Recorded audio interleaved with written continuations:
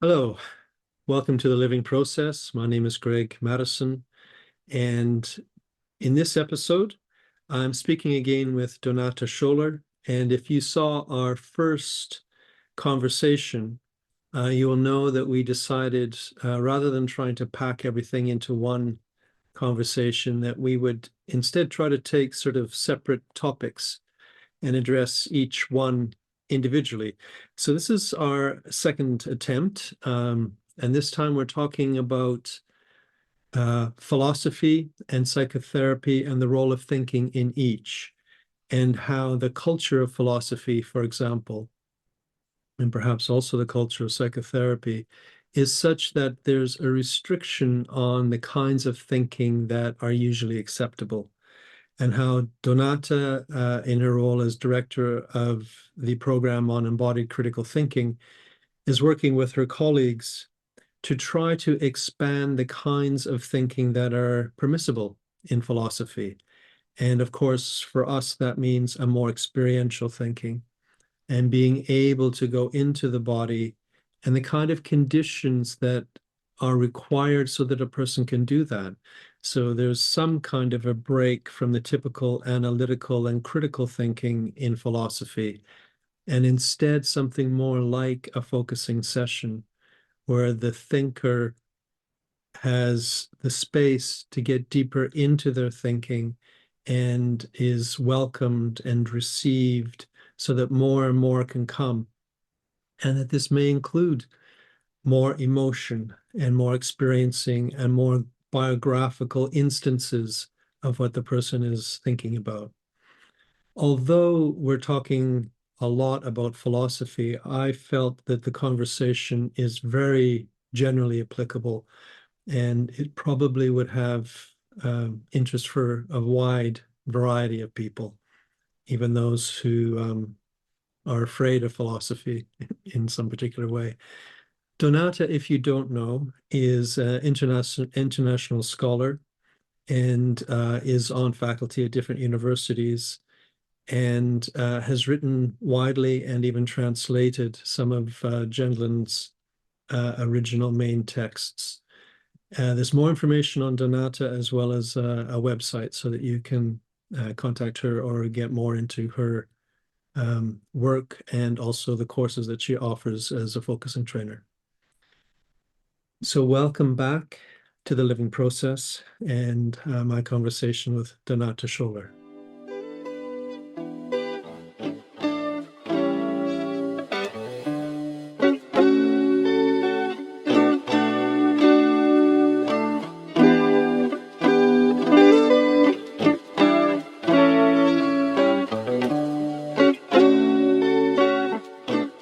So I'm very happy to welcome back Donata. And I know that you're recovering from one of these bugs that are going around everywhere. So we'll kind of take it slow today. And I wanted you just to invite you to decide where we will begin. Hmm. Yes, maybe I think it would be nice to explore something that I'm continuously exploring myself in my head. Sometimes I'm very satisfied with how I can develop this topic, and sometimes I'm very unsatisfied. It's all still very fresh. Good. And maybe the handle could really be this, what we consider, this research group that has its anchor at the University of Iceland, what we consider as embodied critical thinking, Okay. which is so inspired by Gendlin, Mhm. one of the major inspirations of this. And we more and more realize what kind of challenges are involved in what we mean by embodied critical thinking. And maybe I can start us off with a quote from Gendlin, that kind of gets into this, into the challenge. And this quote, you might know it. It's from an unpublished manuscript, and he says, we think more than we can say, and we feel more than we can think, and we live more than we can feel, and there's so much more. Yes, and so embodied critical thinking really is maybe one way to name the specificity of this approach, that we include our own experiencing more into thinking about anything, so that we don't. So of course, there's always so much we know about a problem. There's so much texts, positions, histories we know.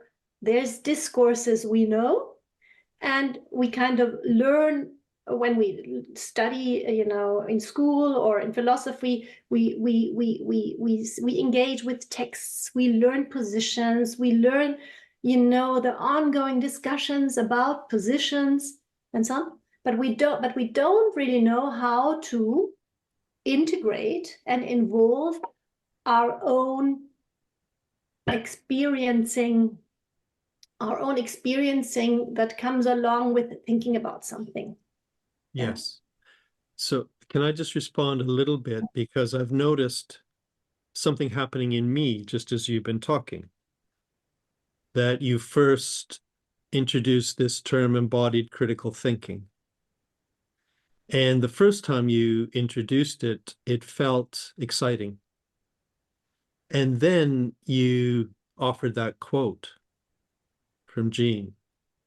And then when you used the term after that, embodied critical thinking, I thought, oh, it's so small compared to the quote that seems to be encouraging not only putting aside everything that's come before temporarily, but entering into what we can think through the body, the experiencing of the body, and how what we're feeling as we're thinking and saying and finishing a sentence, how the feeling that goes along with that actually can inform us and help us refine what we say things in a new, fresh way. But that experiencing is also not the whole story. There's more.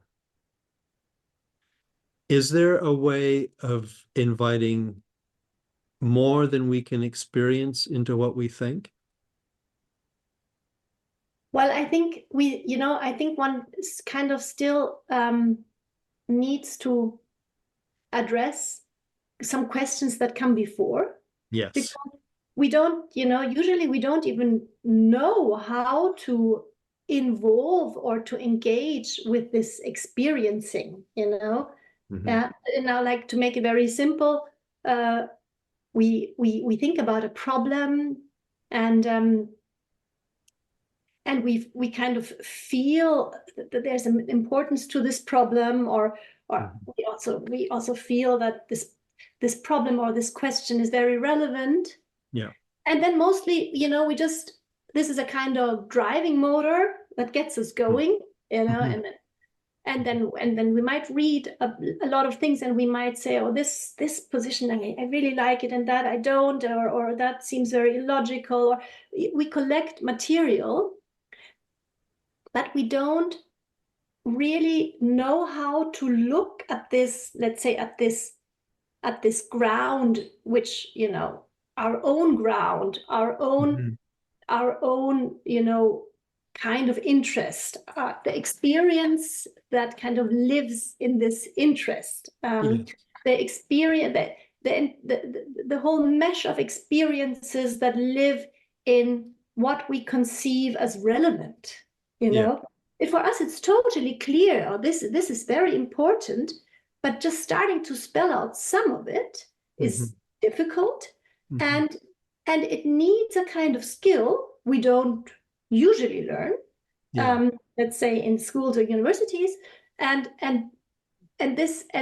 more and more, this whole embodied approach agrees it needs skill to turn towards our first person experience. Mm-hmm.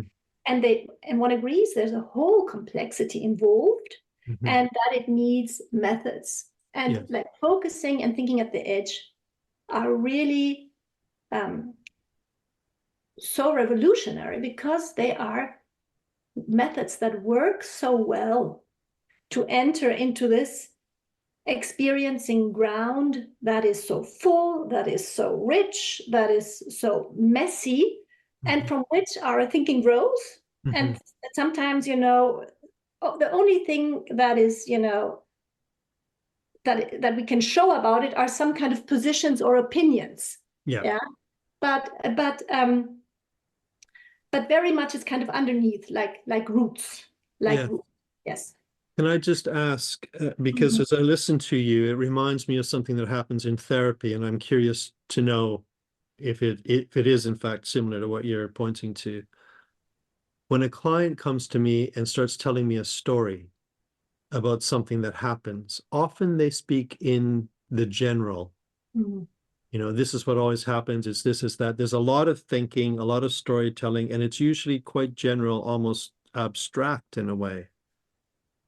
And my response is always to say to them, can you give me an instance of when it happened?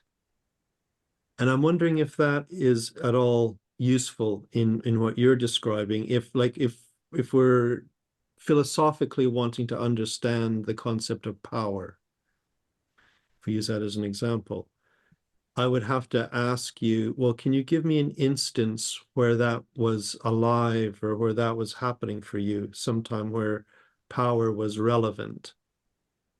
And then you at least have more than the thinking, you have some sort of embodied memory of when it was actually a part of living. A very good example. Thank you for this good example, because this is a good example that shows that like if you would have this topic in philosophy, you would usually engage in theories of power, and your own experience would function rather indirectly in this. And doing this move of bringing in your own instances is exactly what we are doing in embodied critical thinking. Yes. Yeah. And we are also kind of inviting people to even explore the felt dimension of this topic as they sense it. And what I think makes this so challenging, and this is also, where I always, this is what I mentioned at the beginning, turning around something in embodied critical thinking, is that this move is still considered as a very private move, or a very subjective move.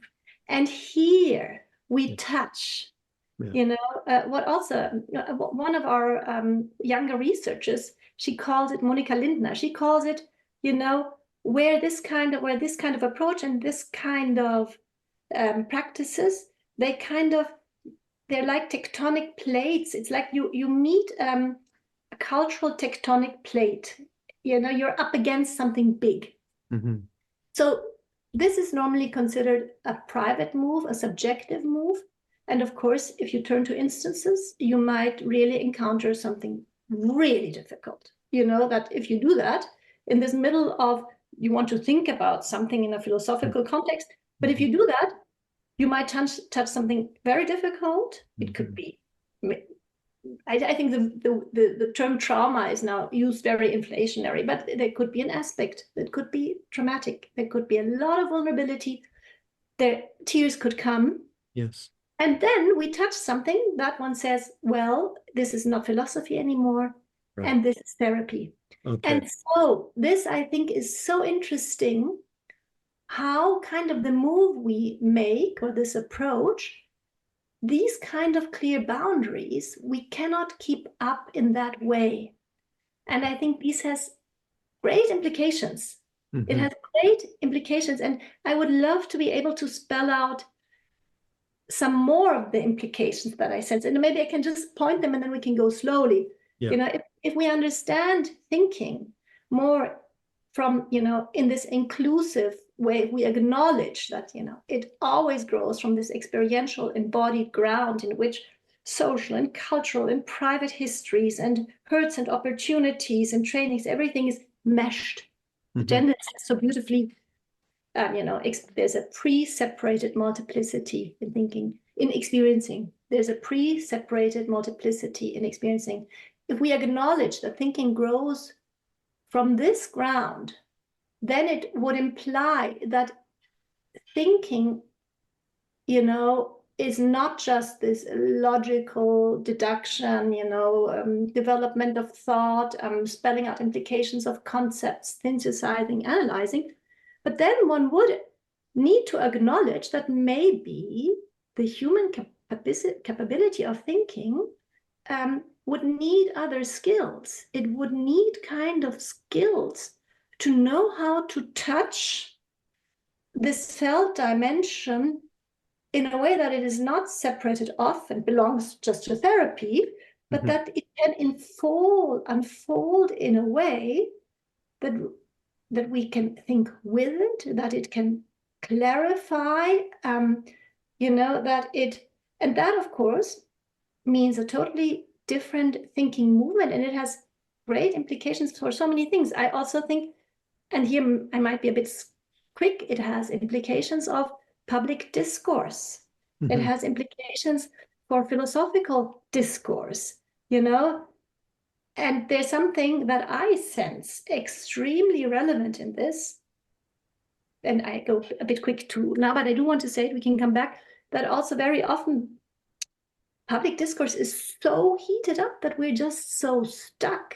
And I do think this has to do with this having a too narrow picture of what discourse is and what one should be able, of the skills that are needed to really, have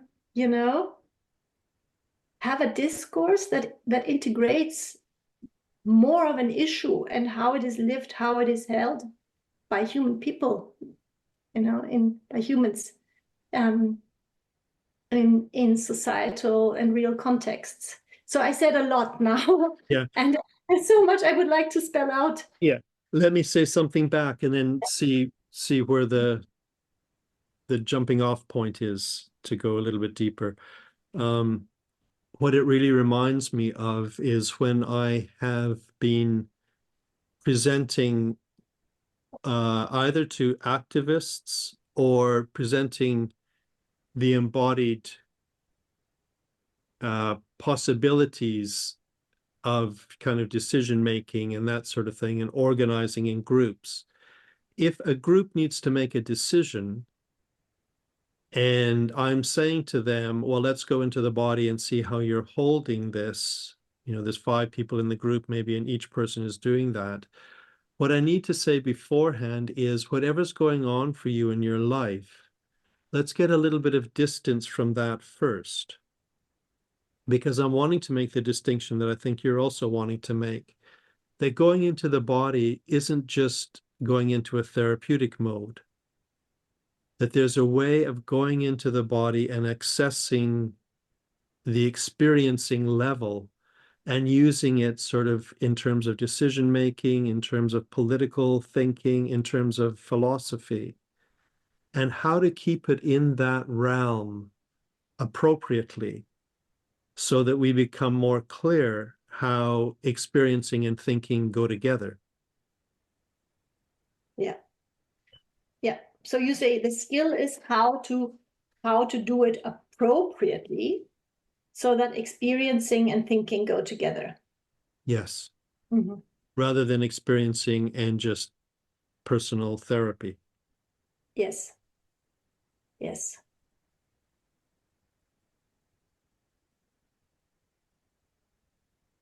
I think what I would like to experiment with, is this notion that if you are a thinker, and we are all thinkers, and if you are like that knowing how to enter this experiential space, yeah, that maybe knowing how to think might also need to imply a little bit basic knowing how to heal. And you know, this intuition, that philosophy, and let's take it in a very wide sense, because I think everybody is a philosopher. Everybody has these major questions. And this intuition that philosophy is also therapy, that, you know, goes through the history of philosophy. And Wittgenstein has this wonderful image that, you know, philosophy helps the fly that is caught in a fly bottle the way out. And the fly bottle he conceived as wrong ways of thinking. Yeah. But if we take this embodiedly, you know, wrong ways of thinking are not something that are separate from us and just in a logical space, but we embody the thinking. Yes. We embody the thinking, and we embody a thinking that hurts. We embody, a thinking that evolves from so many situations that have so many different experiences. So that thinking also means always touching this embodied ground. And so this going in appropriately means, how do I touch it? You know, that how can I touch it in a healing way? And I think the interesting thing about methods such as focusing or thinking at the edge is that it shows really simple principles of you know, what a minimal healing skill needs to, or what a minimal healing skill is made of. And one of these things is just this being non-judgmentally with whatever you experience right here and now, you know, just being able to dwell with it a little bit, you know, not wanting it away, not pushing, not jumping into it, you know, not putting a critical label it, but just this very, very simple and yet challenging skill to just be with whatever is. You know, it's like a little bit a different movement, and of course it's also kind of basic component of meditative skills, just being with what is. And that kind of is, in an analogy, it's like letting this what is just breathe a little bit. Yeah. And just being with gives it also space, because you don't cramp it and you don't transform, and you just, I think this is one of those minimal skills. And the second minimal skill is then to relate it to language in this responsive way, that you don't impose something on it. You know, you don't impose what you would like this to be, or what it should be, or what you don't even want to see, but that you use language in a different way, as to, again, in a kind of touching way, to really see what language works here for this to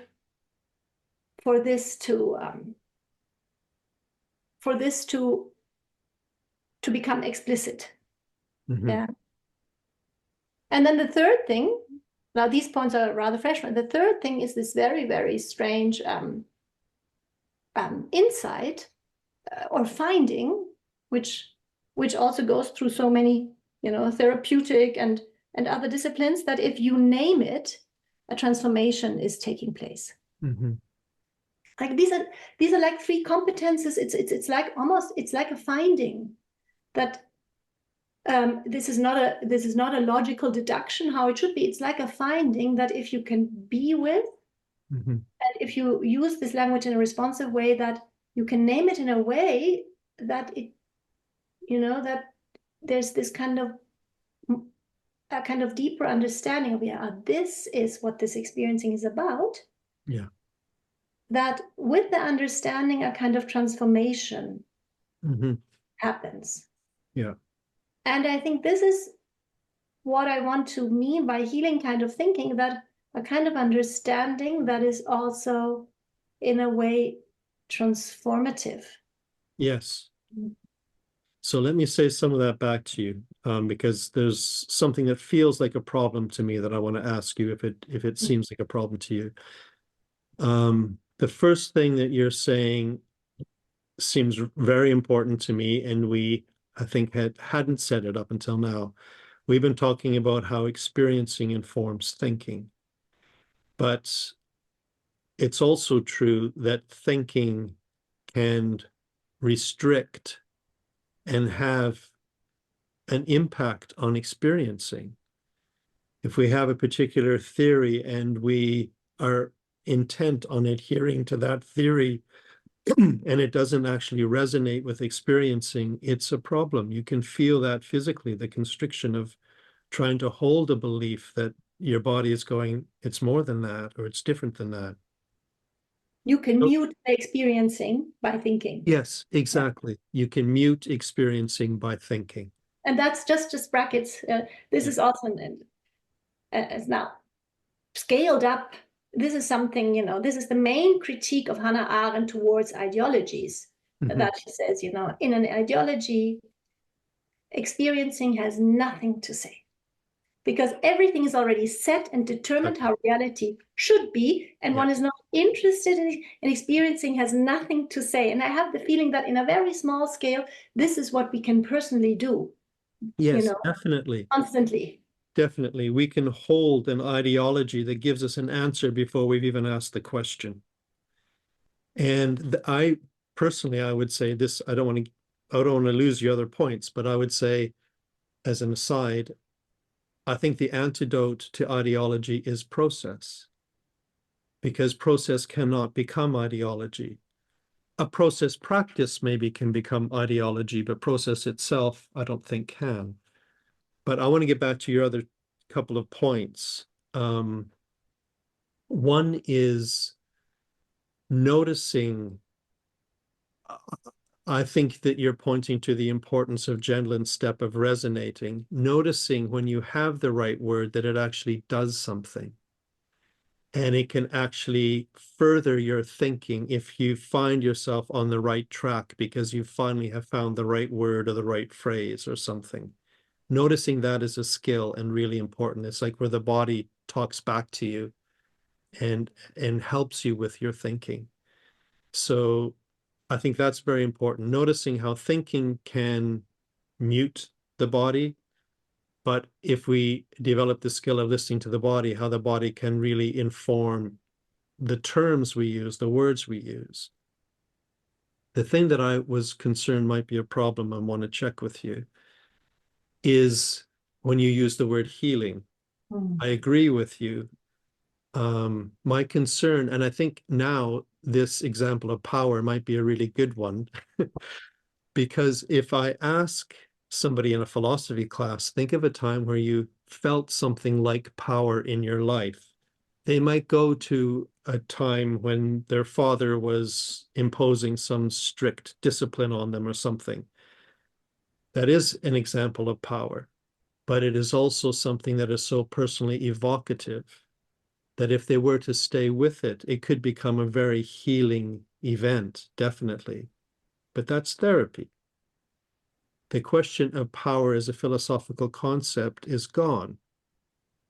You might be able to return to it after the healing has happened and say, okay, what does that tell you about power? Can you still subtly feel it enough to let it inform you? But I guess I'm not thinking that in most philosophy classes, you're wanting fellow thinkers and students to first go through a therapeutic process and then go back to the philosophy. Yes, thank you. Thank you that you say it in that way. But I think I do imply a little bit of such a revolutionary movement. Okay. But I think of course, it will be a totally different kind of process, but still it is something entirely different of how we conceive thinking now, let's say in an academic philosophical context, which also might be a very narrow state of how one understood thinking in relation to a long history. But in thinking at the edge, this is exactly what Gendlin invites us to do. Mm.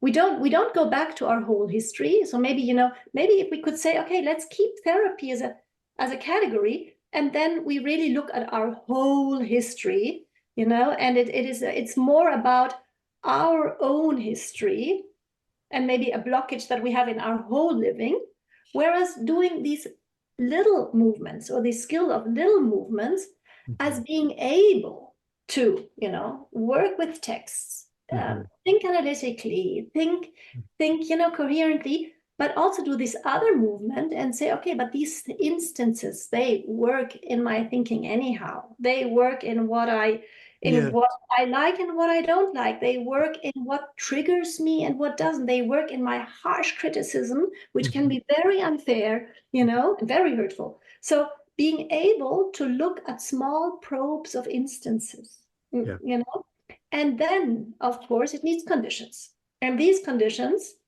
are part of the skill set that we learn in embodied critical thinking. And I termed this phrase reflexive care, that for this movement, it needs a different kind of setting. It needs a setting where you just listen to the other person, and where you turn from this critical sharpness into a kind of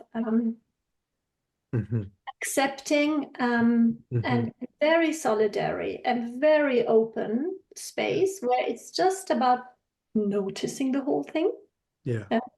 And maybe finding these words in this responsive process, words that work, which is a very pragmatic idea.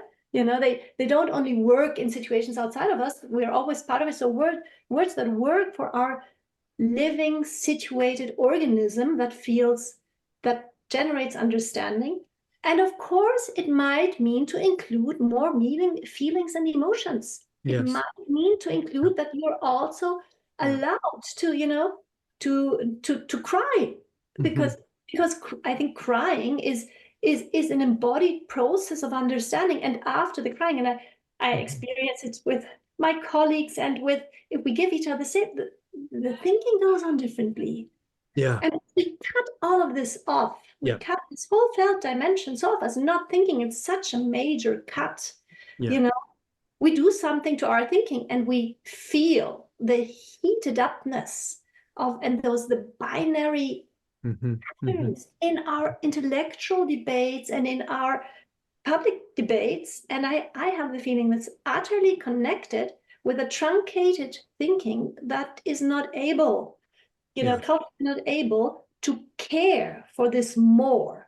Care for this more in listening practices, in attentional practices. And now we see it everywhere. The problem is there. The problem is there, and it also has to do with many things, but I think it also has to do with a much too narrow understanding and skill set of what thinking is. Okay. Yeah. Interesting. So let me say it back to you, and what it evokes for me. The first thing that it makes me think of is often when I witness political stances, people taking a political stance on something, I glibly say it's not politics, it's psychology. And it's both. I think that's what you're saying and this is interesting because it gets to your point. One of the ways that we were talking about today was this question of what's really the difference between philosophy and psychotherapy. And I think you're making a plea that where the distinction has been drawn is too restrictive. It actually keeps us stuck in ways of thinking that are sedimented, you might say. And that there's a different place to draw that distinction that is a little bit more flexible and is further, it offers much more space to allow the thinker to let their thinking take them into a healing process and then back to their thinking. And that the response then is a much less rigid kind of thinking. Yes. And at least, maybe maybe my word healing was a bit too big, but at least to take them back into an acknowledging process, to at least become aware of those grounds and give them some kind of minimal attention and minimal understanding that comes from there, and that is a different move than, let's say, habituated critical moves or debating moves. It's a totally different move. Exactly. And also, like you said, and maybe I can also, that we kind of introduced the disciplinary boundaries into our thinking practices. Mm-hmm. But if philosophy is, considered the discipline that traditionally doesn't have, it asks questions that, single disciplines may not ask. We can always question everything. Yeah, philosophy understands itself as, not obtaining to, the questions do not obtain to disciplinary boundaries.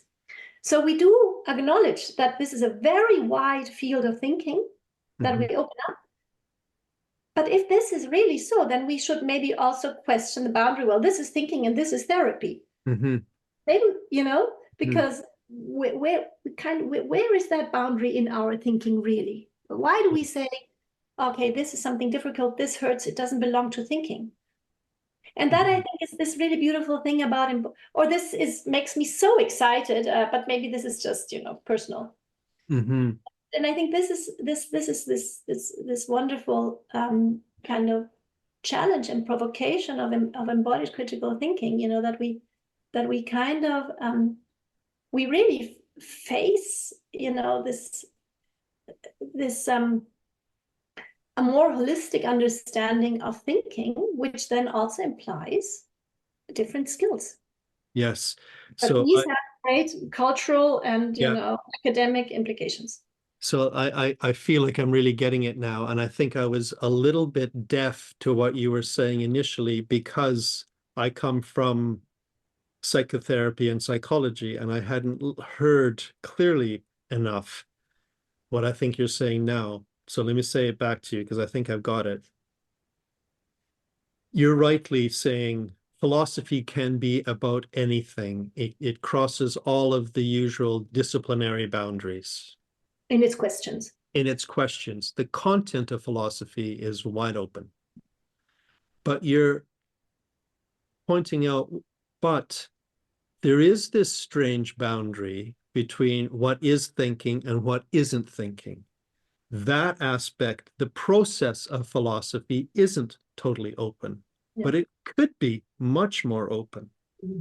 Yeah. And if we do open up the process of philosophy and our definition of thinking to include the whole felt dimension, and to notice how valuable that is in our thinking, then we also have to change the culture of philosophy to allow these attitudes of being very receptive, being patient, bringing the body in as a process that requires a different pace at times. It's not just this kind of analytical slicing things up. It requires a cultural shift to expand our thinking. Yes, and I don't want to make all the rich methods that philosophy already has small. Yeah, but I just say it includes a different kind of skill set. Yes. And you named a few of this. It includes a different kind of skill set, how we are towards each other, but also how we are towards oneself. Yes, exactly. And that is so. And but that has quite provocative potential, towards the status quo. Yes. Yeah, and I'm thinking that you anticipate and maybe have already received the kind of critique that comes back when you make this suggestion. That's exactly one of the major things that that we need, that of course I needed to face when going in this direction. And it's a very fruitful major tension also of clarifying our own understanding of the implications of what embodied critical thinking is. Yeah. And maybe just, you know, I think maybe we should then also slowly stop. I just want to still say something you said before, where you said, you know, and what I also said, that, you know, that thinking has the danger of, you know, muting the experiencing, because the experiencing very often is not yet in words. It needs a whole process to make sense, you know. Yeah. But we can, of course, and we must say it can also be the other way around, you know, that we are, if we are not skilled in you know in dealing with this preconceptual felt language, then of course it can also be, you know, that our experience and our feeling can completely put aside everything we think, you know, which is also, which can be terrible, terrible. So that in some way, it's really about a balance, you know, about a balance, you know, to not have one side or the other be dominant. Yes. Yeah. It's some, you know, it's like a very democratic, being able to, for a very democratic dialogue of these different, you know, of these different meaningful parties we consist of, that have different languages and that have different, you know, ways of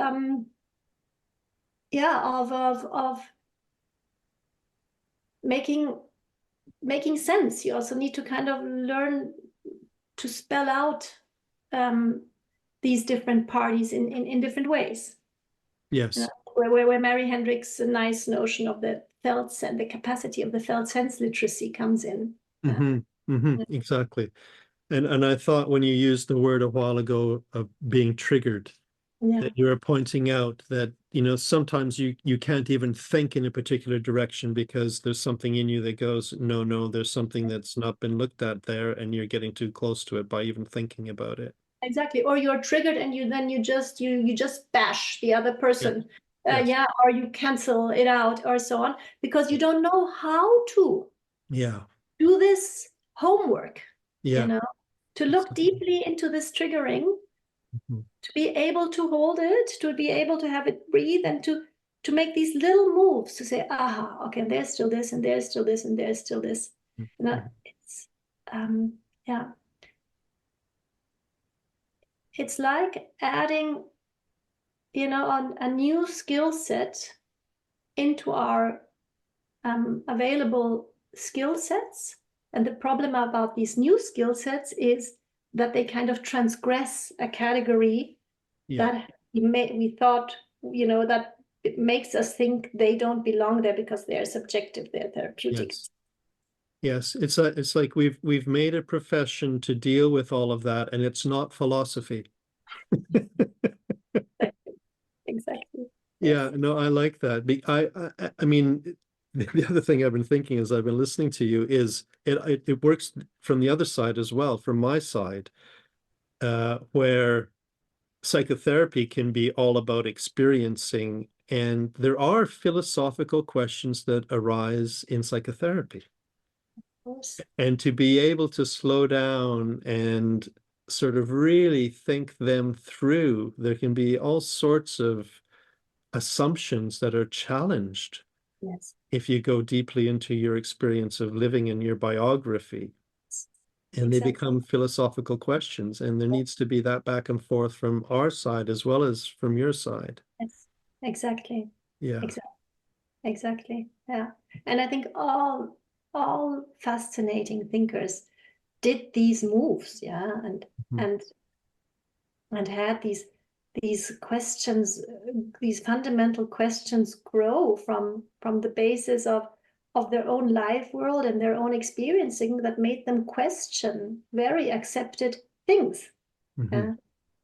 Exactly. Yeah. Should we leave it there with that? Yeah, let's leave it there. Yeah. Yeah, let's leave it there. I feel like we've outlined the problem. Now let's right. That's right. Leave it there. Right. Yeah. Let's leave it there. Yes. Perfect. Thank you very much. Yes. Yes, thank you also very much.